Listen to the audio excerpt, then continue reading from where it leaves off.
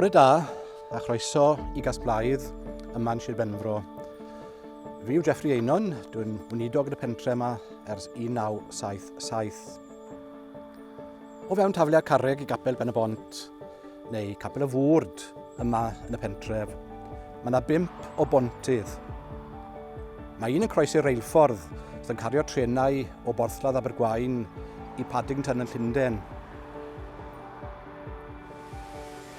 A'r bod nesaf yn croesi'r afon Angof. Yr afon yn llifo heibio plasti sy'n ham ac yn ymuno ag afon Treddau yn y pentref. A 2 bont yr A40 yn croesi'r afon Cleddau eto, ac un arall yn croesi'r ffordd sydd yn mynd i gyfeiriad Triamlod a Thwfton. Ond yr hynaf o'r bontydd sydd dros 200 mlynedd oed erbyn hyn yw'r un sydd wrth ymyl y capel ac yn croesi'r afon yn y fan hynny. Adnabyddir y bont hon fel pont y fwrd, oherwydd yn y fan hyn roedd y rhyd lle roedd y trigolion lleol yn croesi'r afon gyda'i ceffylau a'i cert wrth iddynt deithio un man i'r llall. Ga'i ddarllen ychydig o adnodau o Efengyl Matthew. Ath yr un disgybl ar 10 i Galilea, i'r mynydd lle'r trefnodd Iesu iddynt fod. A fan welsant ef, a ddorasant ef, bod rhai yn ame. Dath Iesu atynt a llefaru wrthynt, rhoddwyd i mi, meddai, bob awdurdod yn y nef ac ar y ddeiar. Ewch gan hynny a gwnewch disgyblion o'r holl genhedloedd, gan ei bedyddio hwy yn enw'r tad, a'r mab, a'r ysbryd glân, a dysgu ddim gadw'r holl o'r chymynion a roddais i chwi. Ac yn awr, yr wyf fi gyda chwi bob amser, hyd ddiwedd y byd. Pam dwi'n sôn am bontydd? Be sy'n gan pontydd i wneud ar hyn dwi'n ceisio dweud y bore yma? Ond nid bont yw'r eglwys i gysylltu pobl a Duw. Ac yn wir, dyna ni'n ceisio gwneud dros y blynyddoedd, oherwydd bod yna gysylltiad agos mewn capel yn y fan hyn a'r gymuned gyfan. Mae capel y fwrd wedi chwarae rhan bwysig iawn yn hanes y pentref dros y blynyddoedd. I ni'n ffodus iawn yng Gas-blaidd fod ysgol lwyddiannus iawn yn y pentref. Gwelwn cydweithio agos mewn capel a'r ysgol lle mae'r plant cael cyfle i gynnal oedfawn arbennig yn ystod y flwyddyn, megis cwrdd diolchgarwch a chwrdd y Nadolig. Un o uchafbwyntiau'r pentref yw ein gwyl flynyddol, gyda wythnos o weithgareddau'n cael ei cynnal, gan sicrhau ein bod yn paratoi rhywbeth ar gyfer pob oedran. Eto mae'r capel yn ganolbwynt y gweithgareddau, gyda festri'n cael ei defnyddio i baratoi lluniaeth ar gyfer y cannoedd yn dod, ac yna'r nos Sul ar ddiwedd yr wythnos, mae'r capel norlawn o bobl yn dod i ganu mawl i Dduw. Rhyw filltir lawr y ffordd, mae llinell y Lansgyr, sef ffin ddychmygol ieithyddol sydd yn rhannu de a gogledd y sir. Y Gymraeg oedd iaith y gogledd a'r Saesneg oedd iaith y de. A dyma ddywed un bardd. Mae 2 ochr yn Sir Benfro, un i'r Sais a'r llall i'r Cymro. Melltith Babel wedi rhannu yr hen sir o'r Pentigili. Eglwys ddwyieithog yw'r fwrd, lle mae'r 2 iaith yn cael ei ddefnyddio o Sul i Sul, a chroeso'n cael ei roi i bawb sy'n troi fewn pa bydd bynnag yw ei iaith. Ond beth yw pwrpas a phwysigrwydd yr eglwys yn y gymuned? Cofiwn, fel yr oedd yr eglwys fore wedi dilyn cyfarwyddiadau Iesu Grist i fod yn bont mwyn cyfathrebu yr Efengyl i bawb.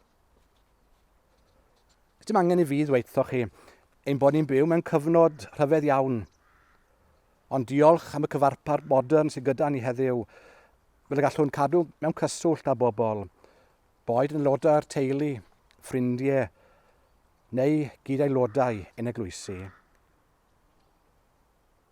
Dros y cyfnod clo yma, ond nid ydym wedi gweld a chlywed am bobl sy'n troi yn ôl at yr eglwys. Mae gennym dystiolaeth fod y cyfnod clo wedi bod yn gyfle i bobl edrych o'r newydd ar ei sefyllfa ysbrydol. Ac mae bobl yn chwilio am atebion i'r hyn sy'n digwydd o'i cwmpas.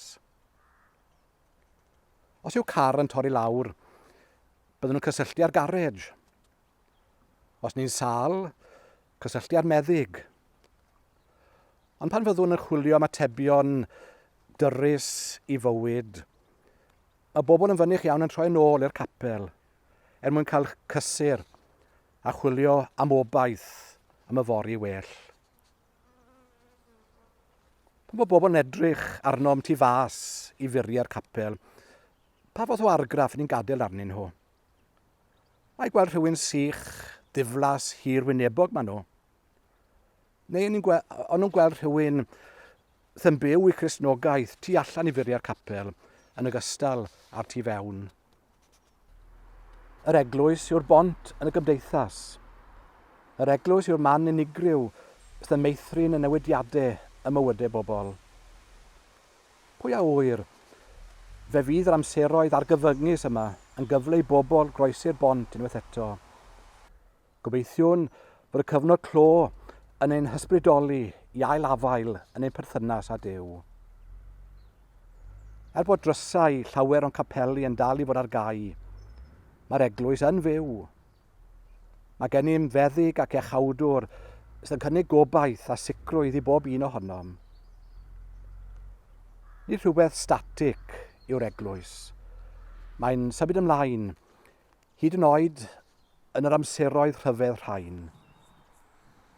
Yr eglwys yw'r bont sy'n cysylltu'r gymdeithas â Duw, ac yn cysylltu ieithoedd a diwylliant, ac am ymestyn allan i'r byd o'i gwmpas, mwyn cwrdd ac anghenion bobl ein byd.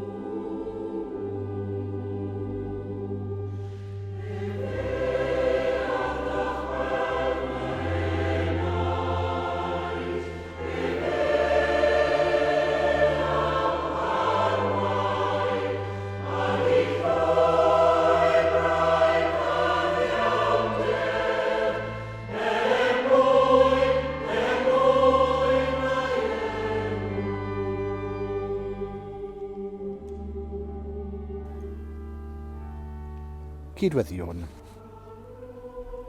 Diolchwn i ti arglwydd ein Duw. Mae Duw sy'n galw wyt ti. Diolchwn dy fod wedi ein gwahodd ni heddiw i ddod i fewn i'th bresenoldeb. Diolch dy fod yn dy fab Iesu Grist wedi ein gwahodd i dderbyn a rhannu y bywyd sydd ynddo ef. Yn ein gwasanaeth heddiw, boed yn unnau fel dy ddisgyblion gynt, i fod yn bont yn ein cymunedau, ac y bydd bobl yn ymateb o'r newydd i alwad dy fab ein gwaredwr.